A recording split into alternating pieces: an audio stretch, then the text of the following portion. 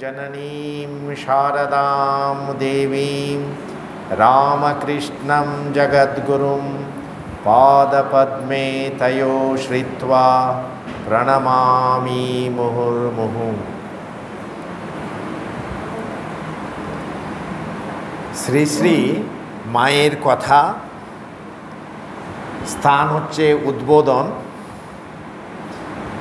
আর মানে এখানে লিপিবদ্ধ করেছেন, আপনারা সকলেই জানেন, অরূপানন্দজি করেছেন। এখানে অরূপানন্দজি লিখেছেন মায়ের কথায়। আর শ্রী শ্রী মা বলছেন, বলরাম বাবুকে দেখেছিলেন, শ্রী শ্রী ঠাকুরকে মানে ইঙ্গিত করে মা বলছেন, বলরাম বাবুকে দেখেছিলেন মা কালীর পাশে হাত জোড় করে রয়েছেন, মাথায় পাগড়ি। বলরাম সেই বরাবরই হাত জোড় করেছিল, কখনো পায়ে হাত দিয়ে প্রণাম করত না। ঠাকুর তার মনের ভাব বুঝতে পেরে বললেন, বলরাম বাবুকে ঠাকুর বলছেন, ও বলরাম, এই পাটা চুলকাচ্ছে, একটু হাত বুলিয়ে দাও না। বলরাম অমনি নরেন কি রাখাল টাকাল যে কেউ কাছে থাকতো তাকেই টেনে এনে বলতো, এই ঠাকুরের পাটায় একটু হাত বুলিয়ে দাও, তো চুলকাচ্ছে। মানে ঠাকুরের পা চুলকাচ্ছে, তোমরা একটু হাত বুলিয়ে দাও না। কিন্তু উনি কোনোদিনও ঠাকুরকে প্রণাম পা মানে হাত দিয়ে পা ছুঁয়ে প্রণাম করতেন না। সে মা বলছেন এটার একটা কারণ আছে, যে মা কালীর পাশে সব সময় হাত জোড় করে দাঁড়িয়ে আছেন, তো পাগড়ি পরে, যে তার জন্যেই যে উনি ওইভাবেই সব সময়, যে আপনারা দেখবেন গরুড় সব সময় যে বিষ্ণুর মন্দিরের সামনে হাত জোড় করে যে থাকেন, সে সব সময়। তো ওরকম যে মার কাছে যে বলরাম বাবু সব সময় হাত জোড় করে দাঁড়িয়ে থাকতেন। তো তার জন্যেই মা বলছেন, বলরাম বাবু কোনোদিনও, তার অর্থটা এই নয় পায়ে হাত দিয়ে প্রণাম করলেই প্রণাম, আর এমনি না করলে প্রণাম নয়, তা নয়। কিন্তু অনেক সময় ধরুন কোনো অসুবিধা বশত হয়তো পায়ে হাত দিতে পারছেন না, কিন্তু মনে ভগবান কিন্তু সবসময় মানুষের মনটা দেখেন, মনে মনেই। যে আপনারা সকলেই জানেন যে ভগবান কিন্তু সব সময় মানুষের মন দেখেন। বাইরের বাহ্যিক ক্রিয়াটা যদি দেখে মানুষকে যদি আমরা চিনতে চাই, তো অনেক সময় আমরা ভুল করে বসি। তো তার জন্যেই মনটাই সবসময় দেখতে হয় মানুষের। এখানে অরূপানন্দজি বলছেন, আপনারা জানেন আমরা গত মাসে যে পাঠটা করছিলাম, ওখানে ঠাকুরের গায়ের রং নিয়ে যে কথাটা হচ্ছিল। তো অরূপানন্দজি শ্রী শ্রী মাকে বলছেন, মহারাজকে আমি ঠাকুরের রঙের কথা জিজ্ঞাসা করেছিলাম। তিনি বললেন, এই আমাদের গায়ের রং এর মতোই ছিল। এখানে মহারাজকে মানে স্বামী ব্রহ্মানন্দজিকে যে অরূপানন্দজি জিজ্ঞেস করেছিলেন, বলে মহারাজ ঠাকুরের গায়ের রংটা কেমন ছিল? তখন ব্রহ্মানন্দজি বলছেন, আমাদের যেমন গায়ের রং ছিল তেমনি ছিল রংটা। তো তার জন্যেই এখানে মহারাজের উদ্দেশ্যটা হচ্ছে মায়ের মুখ দিয়ে অনেক কিছু কথাটা, মানে যাতে আজকে আমরা কিন্তু এই সব কিছু পাচ্ছি এখানে। তো তার উত্তরে শ্রী শ্রী মা বলছেন, সে তারা যখন দেখেছে, এখানে মনে রাখতে হবে 1880 খ্রিস্টাব্দের পরেই কিন্তু সকলেই এসছেন। ঠাকুরের দেহটা গিয়েছে মানে 86-তে, 1886-তে। এই লাস্ট 6 বছরের মধ্যেই কিন্তু সকলেই এসছেন, তখনই এরা সকলেই দেখেছেন। কিন্তু আগে কেউ দেখেনি ঠাকুরকে। তো তার জন্যেই শ্রী শ্রী মা বলছেন সে তারা যখন দেখেছে, মানে সেটা তো ঠাকুরের শেষ 6 বছরের মধ্যেই সব কিছু এরা দেখেছে। এই যে ছবিটা আজকে আমরা পুজো করছি ঠাকুরের, এই ছবিটাও কিন্তু তখনই তোলা ছবি এটা। তো তার জন্যেই যে মা বলছেন সে তারা যখন দেখেছে তখন তার সে শরীরও ছিল না, সে রঙও ছিল না। মা বলছেন ওরা যখন দেখেছে ঠাকুরকে সেই শরীরও ছিল না, আবার সেই রঙও ছিল না। এই আমারই দেখো না, মা নিজের উদাহরণ দিয়েই বলছেন, এই আমারই দেখো না এখন কেমন রঙ হয়েছে, কেমন শরীর হয়েছে। আগে আমার কি এইরকম ছিল? কারণ হচ্ছে যে এই যে ছবিগুলো যখন তোলা হয়েছে তখন যে দেখা যাচ্ছে, মানে একবারে আমরা প্রথম দিকে যদি ছবির দিকে যদি তাকাই, চেনার জো নয়, উপায় নেই। কারণ হচ্ছে আমরা শুধু মনে করব একটা অতি সামান্য একজন মানুষের ছবি বলে। মায়ের ছবির দিকেও আমরা যদি তাকাই যে অজপাড়া গায়ের একজন মা হয়তো বসে আছেন, ওই অতটুকুই মানে উপলব্ধি হবে আমাদের। কিন্তু বাস্তবে এরকম কেন? এরকম এর জন্যেই কি শুদ্ধ বাহ্যিক দেখেই মানুষ এই কলিযুগে বিশেষ করে কিন্তু মানুষ অত্যন্ত বহির্মুখী দৃষ্টি তার, শুদ্ধ বাহ্যিকই দেখে সঙ্গে সঙ্গে সব কিছু দেখতে চায়, সব কিছু বুঝতে চায়। তো তার জন্যেই ঠাকুর আর মাকে আমরা এমনি যদি দেখি যে ওরাই প্ল্যান করে এসছেন, বলছে না আমাদের যৌবনের যে অবস্থায়, আমাদের যখন শরীর খুব সুন্দর আছে, ভালো আছে, ওই সময় কিন্তু ছবিটা আমরা দেব না। তো তার জন্যেই মানুষকে একটু কষ্ট করতে হবে, কষ্ট করে যেন যে দেবত্বটাকে খুঁজে বের করে মানুষ। তো তার জন্যেই যতক্ষণ আমাদের দৃষ্টি অন্তর্দৃষ্টি হবে না ততক্ষণ কিন্তু আমরা কোনো মতেই ভগবানকে চিনতে পারব না। তো তার জন্যেই এখানে আমরা যে শ্রী শ্রী ঠাকুরের ছবি, মায়ের ছবি, এইগুলো সব যদি দেখি, দেখলে বোঝা যায় কি তার জন্যেই মা বলছেন যে আগে আমি খুব সুন্দর ছিলুম, আমি প্রথমে বেশি মোটা ছিলুম না। মা বলছেন মানে আমি আগে খুব সুন্দর ছিলুম, বেশি মোটা ছিলুম না, শেষে ঠাকুরের শরীর ত্যাগের পর মোটা হয়েছিলুম। কেন? তার কারণ হচ্ছে আর কোথাও যাচ্ছেন না মা, বাইরে বেরুচ্ছেন না, সামান্য মোটা হয়েছিলেন। দক্ষিণেশ্বরে যখন ছিলুম তখন তো বার হতুম না। মা যখন দক্ষিণেশ্বরে ছিলেন তখন তো আপনারা সকলেই জানেন ঠাকুরের সেবা নিয়েই কিন্তু মা ব্যস্ত ছিলেন। মা তো কোথাও বাইরে যেতেন না। খাজাঞ্চি বলতেন তিনি আছেন শুনেছি কিন্তু কখনো দেখতে পাইনি। এটা হচ্ছে আমাদের ভারতীয় নারী সমাজের পরম্পরা, যে তার জন্যেই মা হচ্ছেন লজ্জা পটাবৃতে নিত্যম শারদে জ্ঞানদায়িকে। যে সব সময় মা সব সময় বলতেন বাবা লজ্জাটা যেন ত্যাগ না করো তোমরা। তো তার জন্যেই মা কোনোদিনও কাউকে চট করে যে এরকম দেখা দিতেন না। এটা আমাদের ভারতীয় পরম্পরাই আছে যে জিনিসটা, যে সাধারণত মানে মায়েরা চট করে জনসমক্ষে আসতেন না।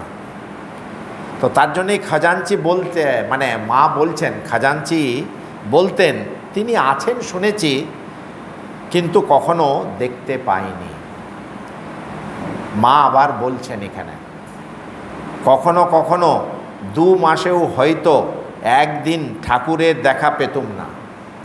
মানে 2 মাস হয়ে গেছে ঠাকুরের সঙ্গে কিন্তু একবারও হয়তো দেখা পেতেন না মা। দুজনই কিন্তু এত কাছে আছেন, আবার এত কাছে আছেন, আর তবু কিন্তু হয়তো দেখা হচ্ছে না। তার জন্যে মা কি দেখুন মায়ের এখানে অ্যাটিটিউডটা কি, মায়ের যে দৃষ্টিভঙ্গিটা কীরকম। মা বলছেন মনকে বুঝাতুম, মা নিজের মনটাকে বুঝাতুম, বলছেন মন তুই এমন কি ভাগ্য করেছিস যে রোজ রোজ ওর দর্শন পাবি। দেখুন কীরকম মা, যে এটাই হচ্ছে যে তুমি এমন কি ভাগ্য করেছো, নিজের মনকে মা বলছেন এমন কি তুমি ভাগ্য করেছো যাতে রোজ রোজ তোমার দর্শন হবে, অথচ কিন্তু এত কাছে আছে। মায়ের কোনো দাবি নেই, কোনো দাবি নেই ঠাকুরের কাছ থেকে। মা বলছেন মানে আমি জাস্ট থেকে যদি সেবা যদি করতে পারি দূর থেকে, তাতেও আমার আনন্দ, তাতেও আমার আনন্দ। তো তার জন্যেই যে এটা হচ্ছে, এটা আজকে আমরা হয়তো অনেকেই হয়তো এটা বুঝতে পারবো না। আমরা যদি এটা বলি হয়তো অনেকেই বলবে এটা কি আউটডেটেড একটা কি কথা বলছেন আপনি, যে হয়তো বলবেন। কিন্তু এখানে আমি আপনাদের দৃষ্টি আকর্ষণ করছি যে ভারতীয় নারীর পরম্পরা হচ্ছে সব সময় কিন্তু সে কিন্তু মা, যে তার জন্যে আড়ালেই থাকবেন, আড়ালে থেকেই কিন্তু সব কিছু মানে কাজ করে যাচ্ছেন। যে তার জন্যেই স্বামীজি বলছেন যে বিদেশে নারী হচ্ছেন কিন্তু স্ত্রী, আর এখানে আমাদের ভারতীয় পরম্পরায় নারী হচ্ছেন মা। তো এই দুটোই আদর্শ কিন্তু ভিন্ন। তো তার জন্যেই যে মানে এখানে স্বামীজি বারে বারে বলছেন যে হে ভারত ভুলিও না তোমার নারী জাতির আদর্শ সীতা, সাবিত্রী, দময়ন্তী। যে কারণ হচ্ছে কি আমরা অনেক সময় এই প্রবলেমটা চিরন্তন প্রবলেম। কারণ হচ্ছে কি যে হয়তো মানে নারীর স্থানটা কি সমাজে বলে, তাই এরা কিন্তু নীরবে জীবনযাপন করে আমাদেরকে কিচ্ছুই কোনো কমেন্ট্রি দেয়নি, চুপচাপ চলে গিয়েছেন। তো তার জন্যেই যে সীতার মানে আদর্শটা যদি আমরা দেখি যে কিচ্ছুই জিজ্ঞেস করছেন না, কিচ্ছুই কোনো কিছুই নেই, কোনো এক্সপেকটেশন নেই যে জিনিসটা। তো এই হচ্ছে আদর্শ। কারণ হচ্ছে আজকে আপনারা জানেন যে আমাদের এক্সপেকটেশন প্রত্যাশায় এত উঁচু যে পান থেকে চুন খসলেই সঙ্গে সঙ্গে হয়তো দেখা যাচ্ছে হিন্দুস্তান পাকিস্তান হয়ে গেল। আজকে কিন্তু মানে সমাজে কিন্তু আমরা যদি তাকাই তাহলে আপনারা দেখবেন অনেক ভাঙ্গা বাড়ি তৈরি হয়ে গেছে। কারণ হচ্ছে যে কাকে সহ্য করতে হবে, কাকে সহ্য করতে হবে না। তো তার জন্যেই যে স্বামীজি এই কথাটা কেন বললেন, হে ভারত ভুলিও না তোমার নারী জাতির আদর্শ, যে স্বামীজি বলছেন। তো তার জন্যেই এটা হচ্ছে ভাববার কথা। যে আমরা অনেক সময় বলি যে কি মানে কেউ মানে দেখা হলো না, কিচ্ছু হলো না, তাতেই কি আমার যে কিছু মহাভারত অশুদ্ধ হয়ে যাবে। তার জন্যেই আজকে এরা কিন্তু এই জীবনযাপন করে চলে গিয়েছেন। মা নিজেই বলছেন, নিজের মনকে বোঝাচ্ছেন। আপনাদেরকে আরও একটা ঘটনা বলি। সেই ঘটনাটা হচ্ছে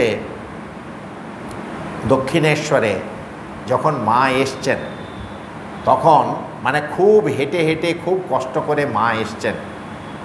তখন ঠাকুর সাধন অবস্থায় আছেন আর হৃদে পাশে আছে। তো মা যখন এসছেন এত কষ্ট করে, তো হৃদে মাকে কিন্তু প্র্যাকটিক্যালি ঠাকুরের সামনেই এত অপমান সুরে বলছে, কেন এসছো, কি করতে এসছো এখানে বলে। ঠাকুর চুপচাপ দাঁড়িয়ে আছেন। মায়ের কোনো এই যে পূজনীয় গম্ভীরানন্দজি মহারাজের বইতেই আছে এটা, যে মা কোনো কিচ্ছু উচ্চ বাচ্চ করলেন না। ওখানে বইতে লেখা আছে মা সোজা যে জগন্মাতার মন্দিরে গিয়ে মা কালীর কাছে গিয়ে তার নিজের মনের অভিযোগ অনুযোগ সব কিছুই শ্রী শ্রী জগন্মাতার চরণে নিবেদন করে দিলেন। আর মা বললেন, মা তুমি যখন ডাকবে তখন আমি আসব।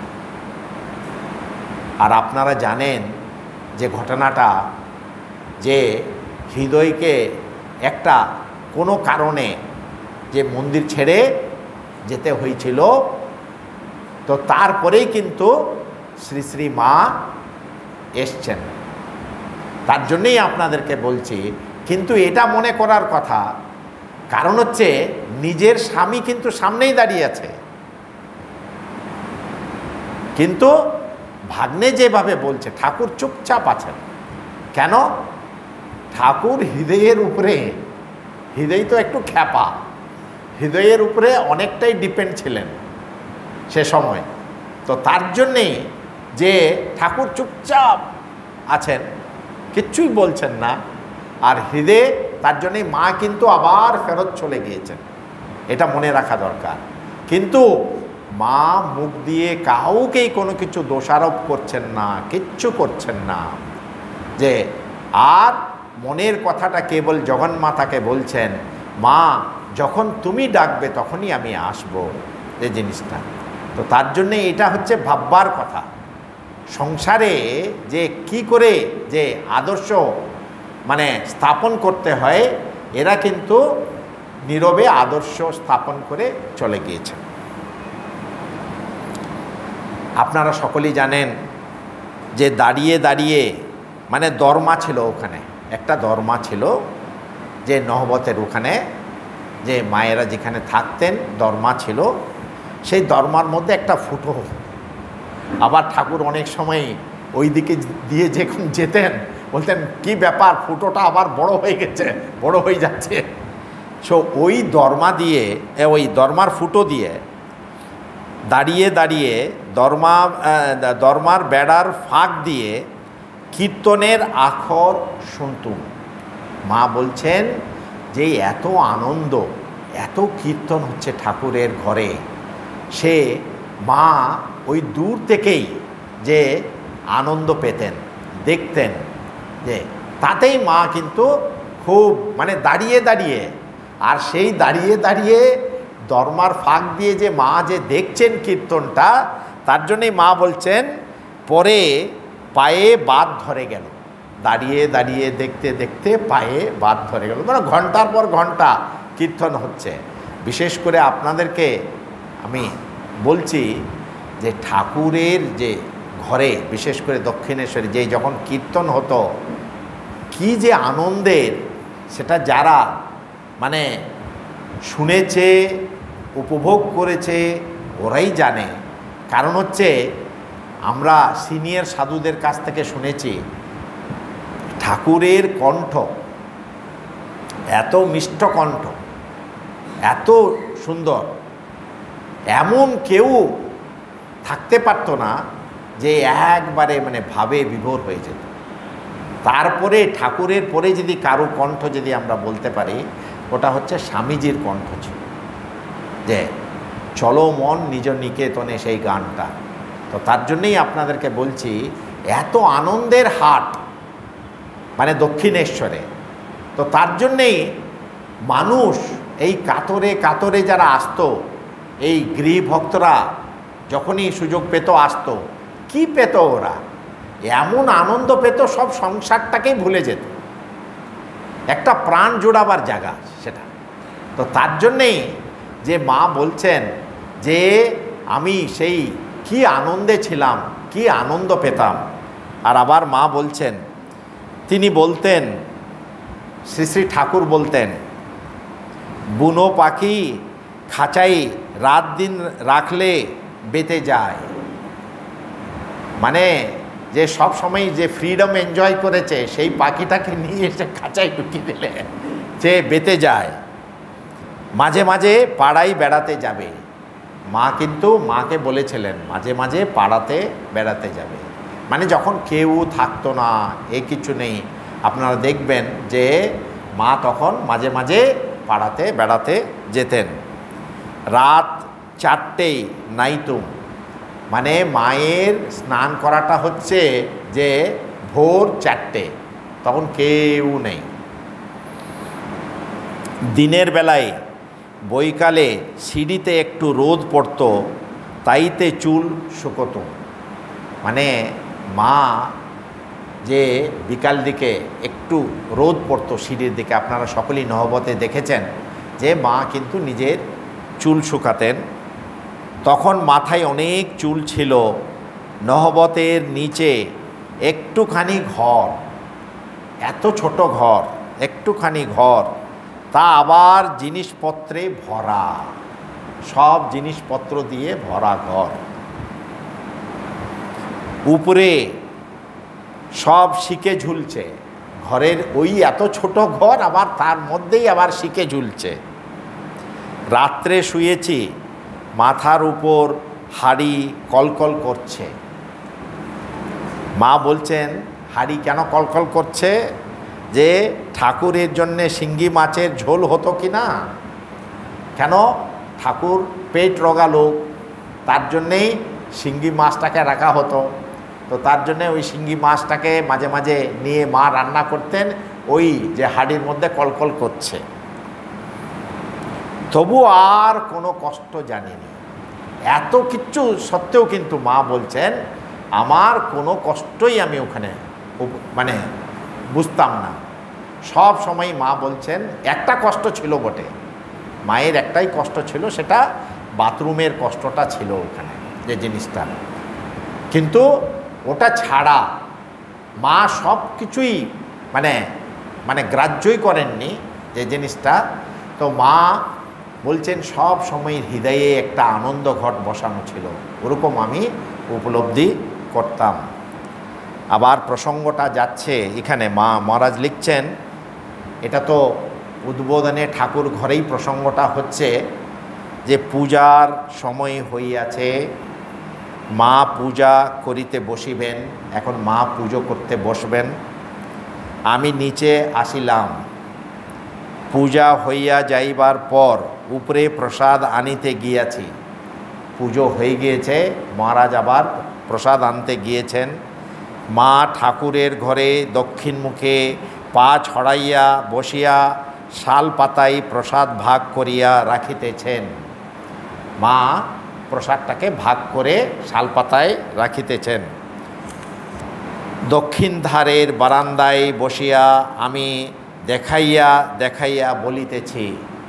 মহারাজ মানে দেখাইয়া দেখাইয়া বলিতেছেন আমাকে এটা দাও, এটা দাও, মানে সবটা নয়, মানে যে ফলটা আমি ভালোবাসি সেই ফলটাই দাও।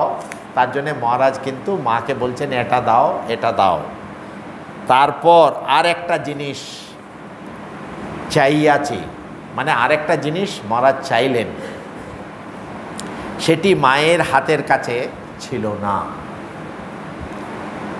পায়ের বাতের জন্যে তাহার উঠিয়া আসিতে কষ্ট হইবে ভাবিয়া আমি নিজেই উহা হাত বাড়াইয়া লইতে গেলাম।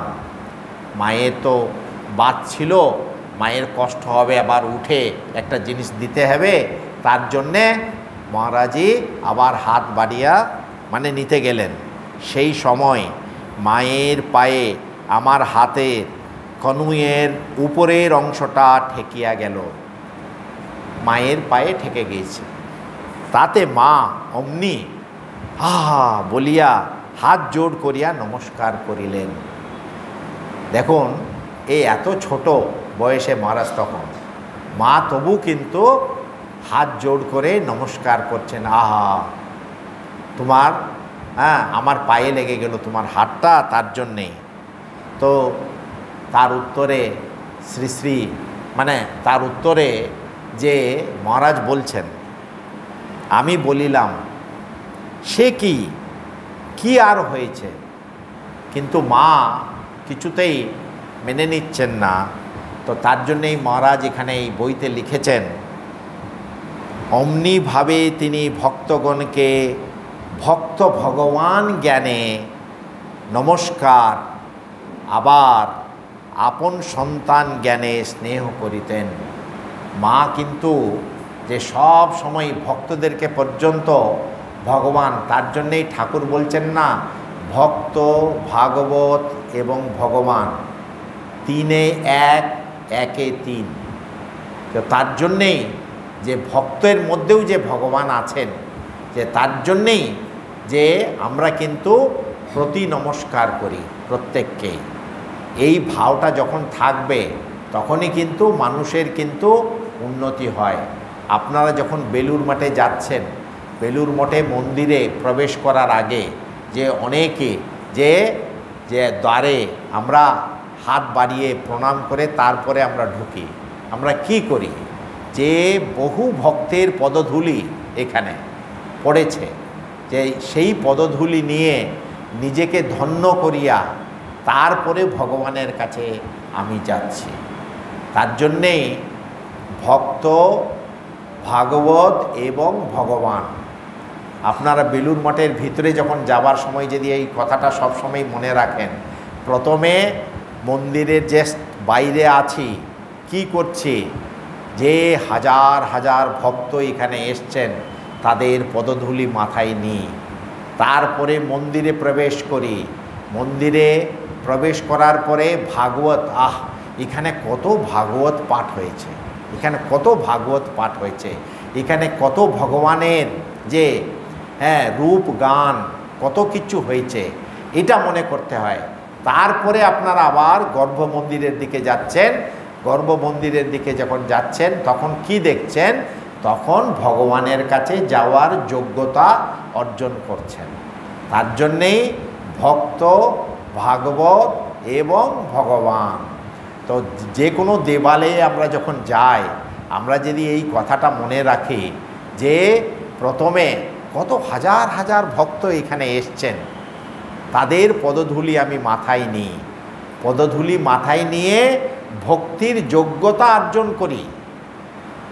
তারপরে নাট মন্দিরে যখন ঢুকি তখন কি দেখি, আমি নাট মন্দিরে ঢুকে এখানে কত ভগবানের যে লীলা কীর্তন হয়েছে, এখানে ভগবানের কত আলোচনা হয়েছে, ভগবানের কত কথন গান হয়েছে, কত কি হয়েছে। এটা করতে করতে ভক্তির, মানুষের মনে ভক্তির সঞ্চার হয়। তখন লাস্টে গিয়ে ভগবানের সামনে যখন দাঁড়িয়েছি তখন ঠিক ভগবানের কাছে আমি প্রার্থনা করার জন্য যোগ্যতা অর্জন করছি। তার জন্যই ঠাকুর কিন্তু বারে বারে বলতেন এই কথাটা, ভক্ত, ভাগবত, ভগবান তিনে এক, একে তিন।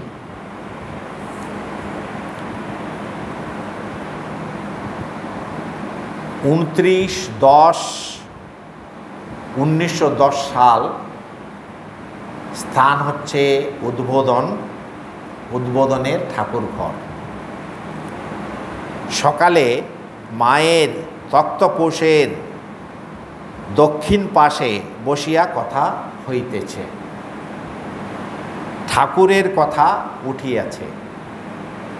মা বলিতেছেন, পুরীতে প্রথম দিন গিয়েই সকালবেলা একটা ঘিয়ের টিনে ঠেসান দিয়ে ঠাকুরের ছবি রেখে পূজা করে তাড়াতাড়ি জগন্নাথ দেখতে গিয়েছিলাম। ঘরদোর সব বন্ধ।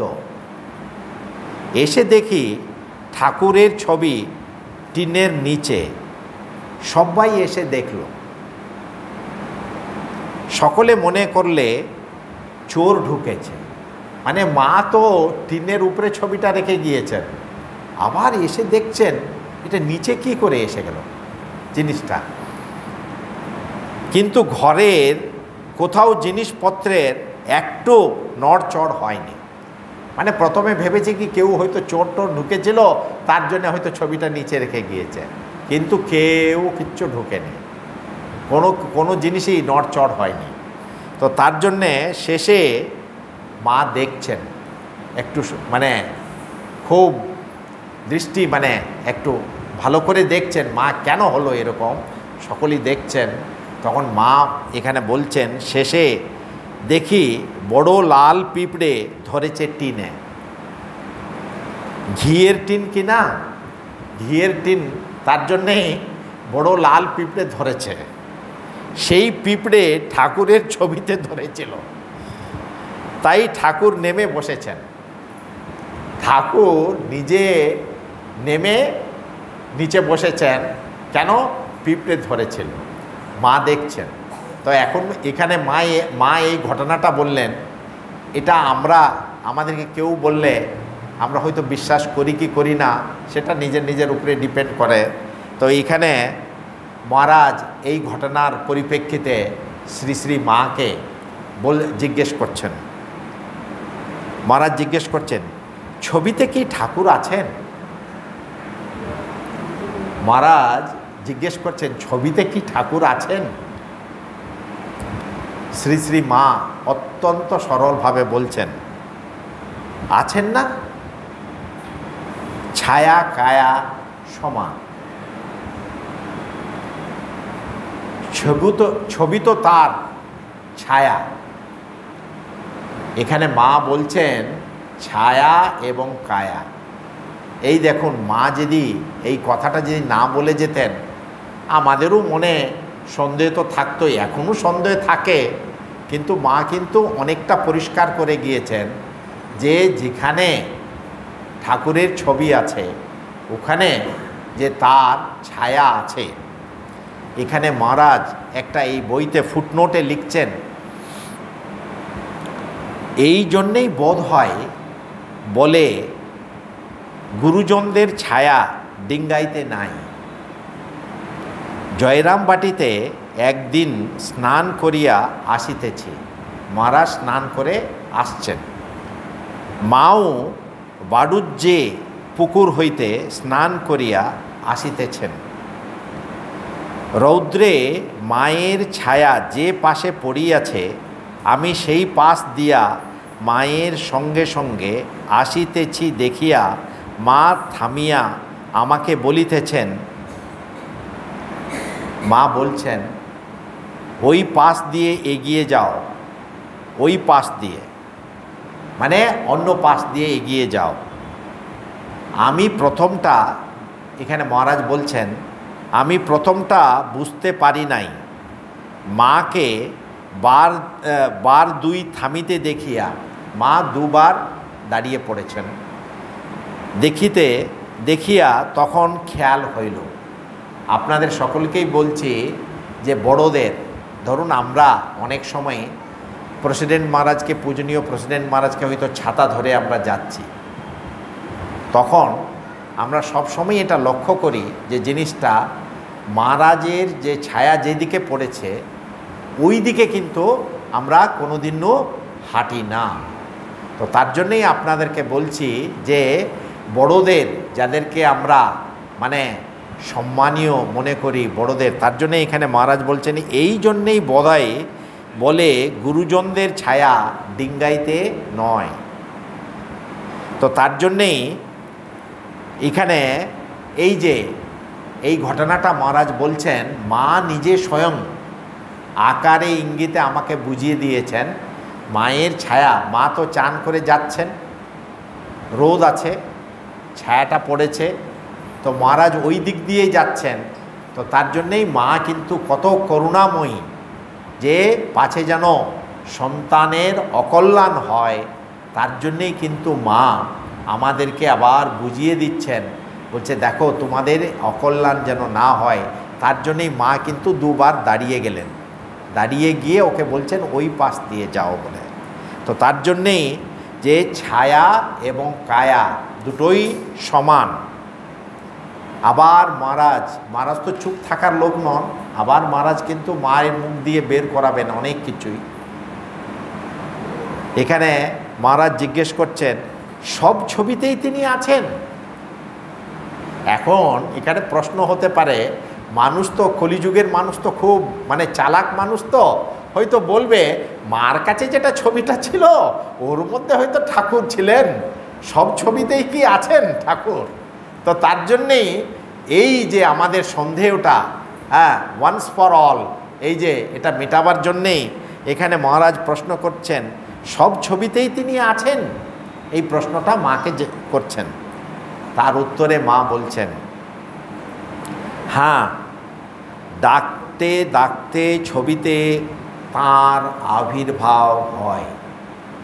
মা পরিষ্কার করে বলে দিচ্ছেন যে ডাকতে ডাকতে আমরা যখন যে কোনো ছবিতে, কারণ হচ্ছে যার যেমন ভাব তেমনটি লাভ। আমার যদি ভাবই না থাকে তাহলে কিন্তু কোনো কিছুই লাভ হবে না।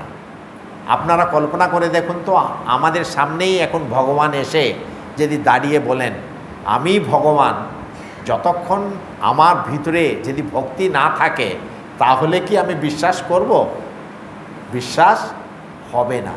তো তার জন্যেই মা বলছেন ডাকতে ডাকতে ছবিতে তার আবির্ভাব হয়, স্থানটি একটি পীঠ হয়। যেমন এই জায়গা কেউ তার পুজো দিলে, এখানে এই জায়গাটা উদ্বোধনের জায়গাটা মা বলছেন এখানে কেউ যদি পুজো দিলে সেই ওইটি তার একটি স্থান হলো।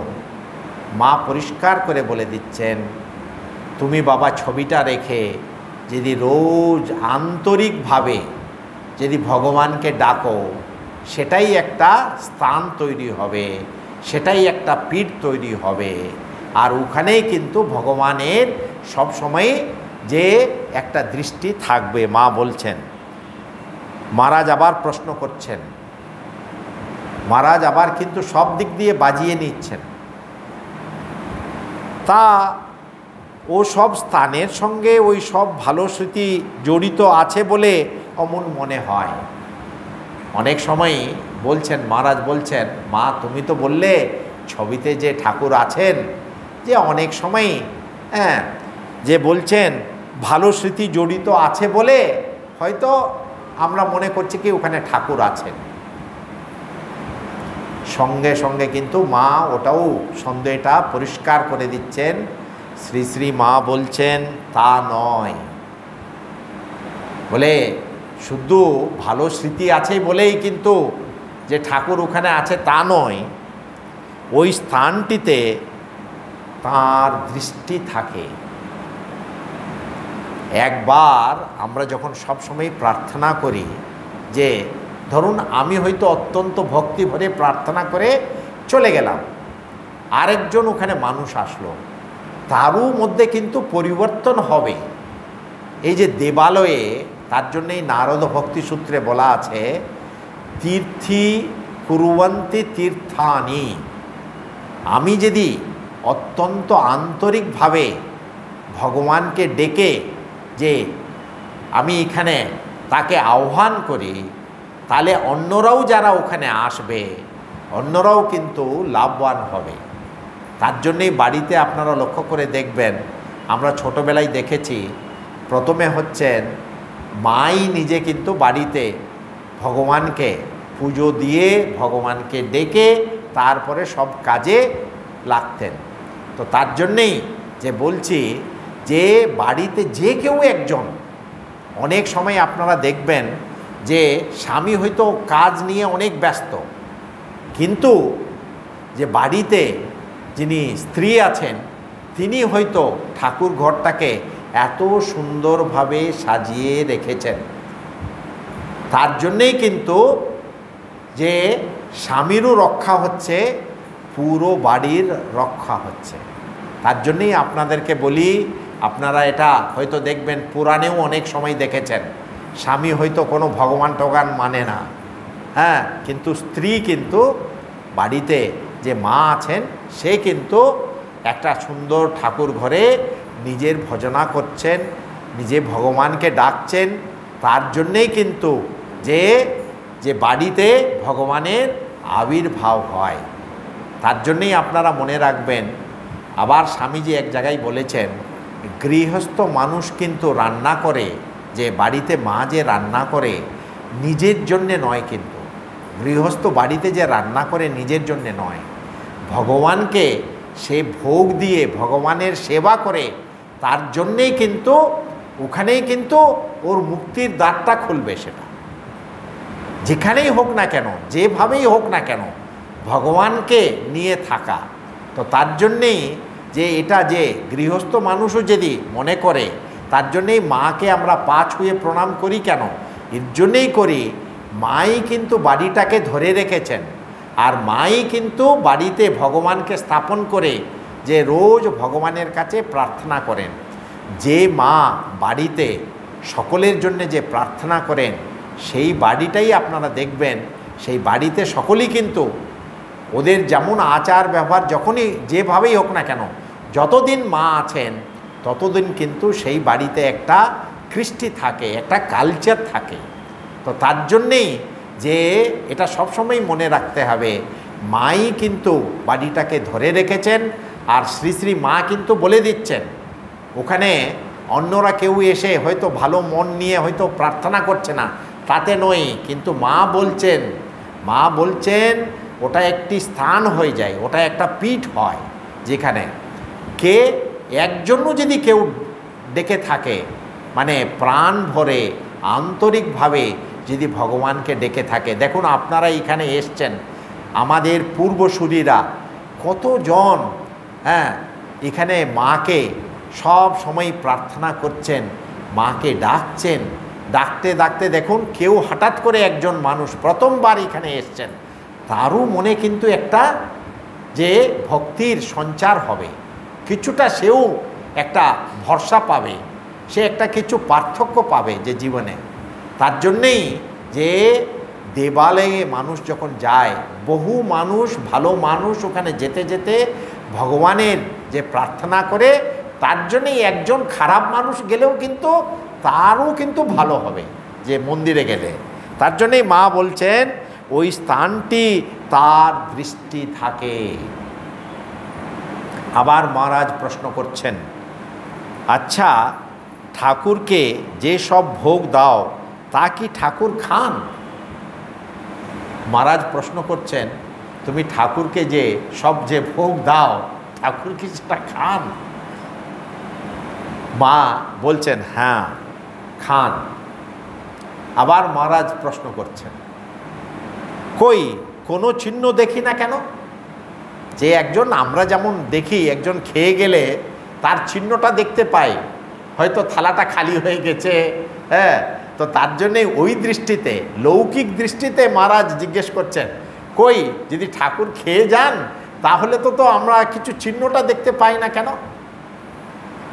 তার উত্তরে শ্রী শ্রী মা বলছেন, তার চোখ থেকে একটি জ্যোতি বার হয়ে সব জিনিস চুষে দেখে। এটা মনে রাখার কথা। তার চোখ থেকে একটি জ্যোতি বার হয়ে সব জিনিস চুষে দেখে, তার অমৃত স্পর্শে সেটি আবার পরিপূর্ণ হয়, তাই কমে না। মানে ভগবান এমন করেছেন, তার অমৃত স্পর্শে আবার সেটা পরিপূর্ণ হয়ে যায়। যে কথাটা আছে না, ভগবান লীলা করতে ভালোবাসেন, কিন্তু কেউ কেউ ভাগ্যবানই তো দেখিতে পায়। যে কারণ হচ্ছে ভগবান যদি খেয়ে দিয়ে এরকম দিত তাহলে সকলেই দেখতে পেত। বলছে না, সকলেই দেখতে পায় না। যাদের ভিতরে সেই দৃষ্টি আছে, যার অন্তর্দৃষ্টি আছে, সে দেখতে পাবে ভগবানের সেই অমৃত স্পর্শে সেটি আবার পরিপূর্ণ হয়, তাই কমে না। এখানেই আছে দেখুন, আপনাদেরকে আমি এর আগেও বলেছি, এটাই তখন প্রসাদ হয়ে যায়। যে ভগবানের যে চোখ থেকে যে একটা জ্যোতি বেরোয়, সেটা চুষে চুষে যখন দেখে, সেটাই কিন্তু প্রসাদ হয়। তো তার জন্যেই আমরা যে ভগবানকে যে নিবেদন করে খাই, এর জন্যে মা আবার এখানে মানে আবার বলবেন যে আমরা যদি ভগবানকে নিবেদন করে যদি না খাই, সেটা কিন্তু প্রসাদ নয়। আর প্রসাদ যদি না খায় তাহলে চিত্তশুদ্ধি কোনোদিনও হবে না। তার জন্যেই যে কিছুই করি না কেন, ভগবদ্গীতায় শ্রীকৃষ্ণ বলছেন, যৎ করোসি যদস্নাসি যজ্জুহোসি তদাসি মা। যে হে অর্জুন, তুমি যে কিছুই করো না কেন, যে কিন্তু আমার উদ্দেশ্যে করো, আমাকে দাও সেটা, তখনই আমি তোমাকে, যে কারণ হচ্ছে যেভাবেই হোক না কেন তোমার মঙ্গল হবেই। তো তার জন্যেই মা বলছেন, এখানে আবার মা বলছেন, ভগবান বৈকুণ্ঠ থেকে নেমে আসেন যেথায় ভক্ত ডাকে। ভগবান নেমে আসেন কেবলমাত্র ভক্তের জন্যেই আসেন। কোজাগর পূর্ণিমার দিন লক্ষ্মী বৈকুণ্ঠ থেকে পৃথিবীতে আসেন। মা বলছেন, মানে আপনারা সকলেই জানেন কোজাগরী পূর্ণিমার দিন মা লক্ষ্মী বৈকুণ্ঠ থেকে পৃথিবীতে আসেন। যেখানে যেখানে তার দৃষ্টি থাকে যান পুজো গ্রহণ করেন। মানে যেখানে যেখানে ভগবানের দৃষ্টি, যেখানে যেখানে মানুষ আন্তরিকভাবে ভগবানকে ডেকে যাচ্ছেন, ওখানে মা লক্ষ্মী যান। কেন? মা লক্ষ্মীকে তো যেতেই হবে। ভগবানের যেখানে পূজা অর্চনা হবে, এমনি তো হবে না, মা লক্ষ্মীকে তো রসদ জুগিয়ে দিতে হবে। মা লক্ষ্মী কৃপা করে ভগবানের সেবা যেন চলতে পারে, তার জন্যেই মা লক্ষ্মী ওখানে যান, গিয়ে যে পূজা গ্রহণ করেন। আর পূজা গ্রহণ করেন বলেই যে এখানে আবার মা বলছেন, আমার শাশুড়ি কামারপুকুরে দেখেছিলেন 14-15 বছরের মেয়ে, গৌরবর্ণ, কানে শঙ্কের কুণ্ডল, হাতে হীরের বালা, ডায়মন্ড কাট বালা, বকুলতলায় দাঁড়িয়ে তার সঙ্গে কথা কয়েছিলেন। মানে মা লক্ষ্মী স্বয়ং এসছেন এদের বাড়িতে। তো তার জন্যেই সেই মানে চন্দ্রামণি দেবী যেই মায়ের যে শাশুড়ি মা, কামারপুকুরে দেখেছিলেন যে মা লক্ষ্মী স্বয়ং এসছেন বাড়িতে। বকুলতলায়, ঠাকুরের বাড়ির সামনে, সেটা বকুলতলায় দাঁড়িয়ে দাঁড়িয়ে তার সঙ্গে কথা কয়েছিলেন। শাশুড়ি জিজ্ঞাসা করলেন, এত সরল, হ্যাঁ গা, কে তুমি? লক্ষ্মীকে জিজ্ঞেস করছেন, কে তুমি? লক্ষ্মী বললেন, এই আমি এইখানেই আসছি। মানে লক্ষ্মী বলছে, মা লক্ষ্মী বলছেন, এই আমি এখানেই আসছি। শাশুড়ি বললেন, আমার ছেলেকে দেখেছ? কারণ হচ্ছে ছেলেটি হচ্ছে রামকুমার। রামকুমার পুজো করতে অন্যদের বাড়িতে গিয়েছেন, লাহাদের বাড়িতে গিয়েছেন, রাত হয়ে যাচ্ছে। তো তার জন্যেই অত্যন্ত সরলভাবে, আমার ছেলেকে দেখেছ? মা জিজ্ঞেস করছেন। পুজো করতে গিয়েছে, রাত হয়েছে, এখনও এলো না। মানে চন্দ্রামণি দেবী বলছেন, এখনও এলো না। লক্ষ্মী বললেন, হ্যাঁ গো, সে আসছে, চাল কলা বেঁধেছে, এই যে আমি সেইখান থেকেই তোমাদের বাড়ি আসছি। মা ওখানে পুজো নিয়েছেন, মা লক্ষ্মীর পুজো হয়েছে। পুজো হয়ে যাওয়ার পরে রামকুমার ওই যে চাল কলা বাঁধছে, তো তার জন্যই মা লক্ষ্মী বলছে, আমি ওখান থেকেই তো আসলাম, আর ও এসে পৌঁছে যাবে, যে তার জন্যই বলছে আমি ওখান থেকেই আসছি। আমার শাশুড়ি বললেন, না মা, বাড়িতে কেউ নেই, এখন এসো না। মানে বলছেন বাড়িতে কেউ নেই, এখন এসো না মা। তো এখানে শ্রী শ্রী মা বলছেন, এই রূপে বারবার প্রত্যাখ্যান করাই শেষে মা লক্ষ্মী বলছেন, আচ্ছা, আমার অমনি দৃষ্টি থাকবে। আর মা বলছেন, বলে দেবী অন্তর্ধান হয়ে গেলেন। আবার মা বলছেন, দেখছো না, ওদের অবস্থা কখনো তেমন ভালো হলো না, মোটা ভাত কাপড় চলে যাচ্ছে। এই যে আপনাদের মনে হয়তো প্রশ্ন হতে পারে, আচ্ছা, মা স্বয়ং লক্ষ্মী আসলেন এখানে, মা লক্ষ্মী এসে বলেই দিতে পারতেন তো মা আমি লক্ষ্মী, তোমার বাড়িতে আমি আসতে চাই, যে জিনিসটা, কিন্তু যে এরকম কেন হলো, এরকম এরও একটা কোনো না কোনো কার্য মানে কারণ থাকেই। কারণ হচ্ছে যে জিনিসটা ভগবান নিজে এইবারে একবারে মানে দরিদ্র পরিবারেই জন্ম নিতে চেয়েছিলেন, যে কোনো ঐশ্বর্য নেই।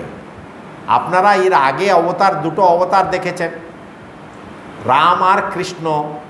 হ্যাঁ, রাম রাজার ছেলে, রাজবাড়িতে জন্ম, আবার মানে কৃষ্ণের তারও তো এখানেই জন্ম হয়েছিল, মানে কারাগারে, কিন্তু সে বড় হয়েছে, ভালোভাবেই বড় হয়েছে। যে কিন্তু ভগবান এইবারে নিজেই ঠিক করেছেন কি আমি তার জন্যেই মানে ক্ষুদিরামকে দেখা দিয়ে ভগবান বললেন, ক্ষুদিরামকে যখন বললেন আমি তোমার উপরে সন্তুষ্ট হয়েছি, তোমার বাড়িতে আমি আসতে চাই, তখন ক্ষুদিরাম ঠাকুরের বাবা বলছেন তুমি আমার বাড়িতে আসলে এসো না কেন, আমি তোমার ভালো করে সেবা করতে পারবো না, সেবা করতে পারবো। তো তার জন্যেই যে ভগবানের ইচ্ছাই এটা, কারণ হচ্ছে ভগবান ওইভাবেই আসতে চেয়েছেন যে মোটা ভাত কাপড়ের কোনো অভাব হবে না, কিন্তু যে ঐশ্বর্য থাকবে না, এই জাগতিক ঐশ্বর্য থাকবে না। আপনাদেরকে আজকে এই কথাটা মনে করিয়েই আমি বলে করে দিচ্ছি যে স্বামীজির জীবনেও দেখুন যে স্বামীজির বাবা মারা গিয়েছেন, কি অবস্থা, মায়ের দুবেলার অন্ন জুটে না। ওই সময়ে স্বামীজি ঠাকুর কিন্তু আছেন দক্ষিণেশ্বরে, শ্রী শ্রী মাও কিন্তু আছেন দক্ষিণেশ্বরে, আর স্বামীজি তখন ঠাকুরের কাছে গিয়ে বললেন আপনাকে একটা কিছু করে দিতে হবে বলে। তখন ঠাকুর কি বললেন, না রে, এরকম আমি কোনো কিছু প্রার্থনা করতে পারি না, মানে ঐশ্বর্য দাও ভগবানকে, এই প্রার্থনা আমার মুখ দিয়ে বেরোয় না। তো তখন লাস্টে কি হলো, ঠাকুর বললেন স্বামীজিকে তুমি যাও, হ্যাঁ, তুমি যেটা চাইবে আমার মা কিন্তু তোমাকে দেবে, তুমি যেটা চাইবে সেটা আমার মা কিন্তু তোমাকে দেবে। নরেন কিন্তু তখন মাকে মানত না, মা কালীকে মানত না। তো তার জন্যেই ঠাকুর বলছেন যাও না, তুমি যেটা চাইবে সেটাই মা আজকে দেবে। কিন্তু আপনারা সকলেই জানেন যে 3 বার স্বামীজি গেলেন, 3 বারও কিন্তু কিচ্ছুই চাইতে পারলেন না, কিচ্ছুই চাইতে পারলেন না। আর লাস্টে এসে ঠাকুরকে বলছেন, আবার ঠাকুর কিন্তু ওকে একটু করছেন, চিচি তুমি কিচ্ছুই চাইতে পারলেন না মার কাছে, যে জিনিসটা, কিন্তু কিচ্ছুই চাইতে পারলেন না। তখন স্বামীজি কিন্তু ঠাকুরকে চেপে ধরে বলছেন, না না, আপনাকে একটা কিছু করে দিতে হবে, আপনাকে কিছু একটু করে দিতে হবে। তখন ঠাকুর বলছেন, যা, তোমাদের মোটা ভাত কাপড়ের কোনো অভাব হবে না। তো তার জন্যেই যে ভগবান কেন এরকম আসেন, এর একটা কিছু না কিছু মানে থাকে। তো তার জন্যেই এই ধরুন ঐশ্বর্যে যদি ভগবান আসতেন, আজকে মনে রাখবেন আমি অনেক গরিবদের সঙ্গে মিশেছি, ওদের অনেক সময় মনে কষ্ট, আমি ওদেরকে বলি দেখো এই যে দারিদ্র না, দারিদ্র কোনো অপরাধ নয়, দারিদ্র কোনো লজ্জা নয়। কারণ হচ্ছে ভগবান নিজেই একটা দরিদ্র পরিবারে এসছেন, আজকে তাকে আমরা মাথায় করে রেখে কত প্রতিষ্ঠানগুলো চলছে। তো তার জন্যেই তুমি কোনোদিনও মনে করো না যে এই যে কার পরিবার দরিদ্র, কার হয়তো একটু সচ্ছল পরিবার, কিন্তু মার কাছে আমি প্রার্থনা করি, মাগো শেষে কিন্তু তুমি দেখো যে পরিবারটা যেন একটু কিছুটা সচ্ছল থাকে, হ্যাঁ, তোমার যেন সেবা হয়, এখানে তোমার সেবা হয়, তাহলে অটোমেটিকলি কিছু না কিছু এসে জুটে যায়। তো তার জন্যেই মার কাছে এটাই প্রার্থনা, মাগো আমাদেরকে কি করে তুমি কোন রাস্তা দিয়ে চালাবে তুমি জানো, কিন্তু আমাদের মতিগতি কিন্তু তোমার শ্রীচরণে থাকে। ওম শান্তি শান্তি শান্তি। হরি ওম তৎসৎ। শ্রীরামকৃষ্ণার্পণমস্তু।